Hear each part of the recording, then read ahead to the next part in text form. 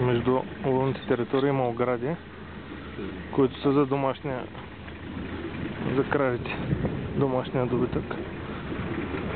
Антилопите по никакъв начин не ги спират.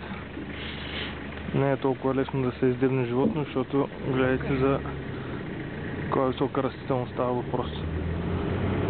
Мярваш го за секунда и после го няма.